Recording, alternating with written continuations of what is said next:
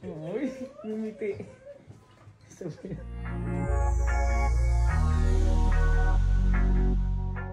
Isinilang na nga ni Dayan Medina ang kanyang ikalawang anak dito kay Rojon Cruz.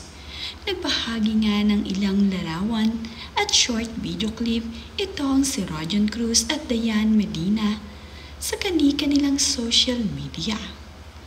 Makikita nga dito ang baby ni Dayan Medina na napakalusog na bata. Isa ngang napakalusog na baby girl ang kanyang isinilang at ito nga ay kanyang pinangalanan na Isabela Ilustre. Ayon naman nga sa caption ni Dayan Medina sa kanyang ibinahaging larawan nila ng kanyang anak ay "My answered prayer. My baby Maria Isabela Elizabeth Medina Ilustre. Thank you, Lord. No complication or anything. All glory and honor is your Almighty Father. Thank you for answering my prayer. Salamat rin po sa mga nagdasal. Thank you to my super bait, maalaga, and magaling na doctors. Thank you, Lord."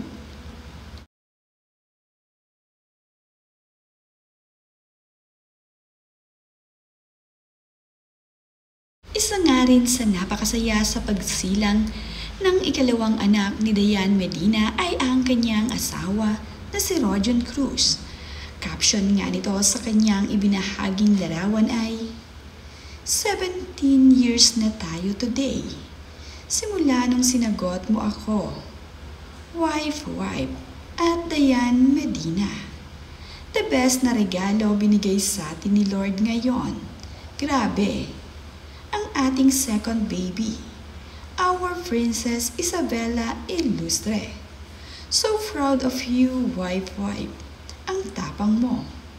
Sa nasaksihan ko kanina, mas lalo pang tumindi ang pagmamahal ko sa iyo. Saludo ako sa iyo. I love you so much. Thank you, family and friends, for the prayers. Thank you so much, Lord.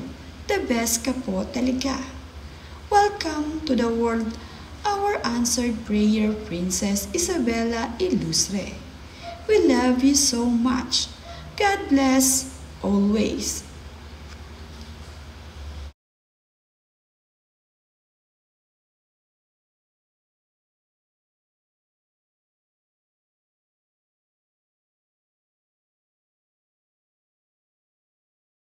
Hindi na nga lamang din nagbahagi ng video itong si Dayan Medina sa kanyang social media.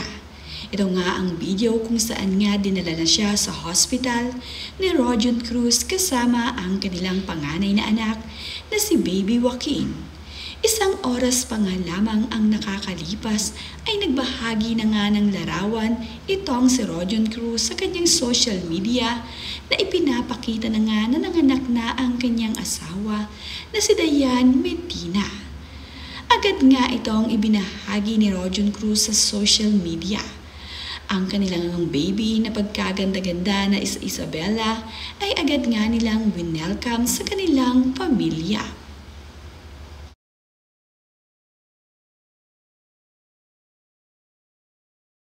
Nabanggit nga rin ni Dayan Medina sa kanyang ibinahaging video na galing pa nga siya sa event ng Purple Heart bago nga siya dalhin dito sa ospital ni Rojon Cruz. Talaga namang napakasipag ni Dayan Medina. Manganganak na nga lamang ito ay nagtrabaho pa itong si Dayan. Bago nga siya dalhin dito sa hospital, ay nagtrabaho pa talaga itong si Dayan at tinapos ang kanyang mga commitment sa kanyang trabaho. Napaka-responsible nga nitong si Dayan Medina at ang lahat nga ay inaasikaso.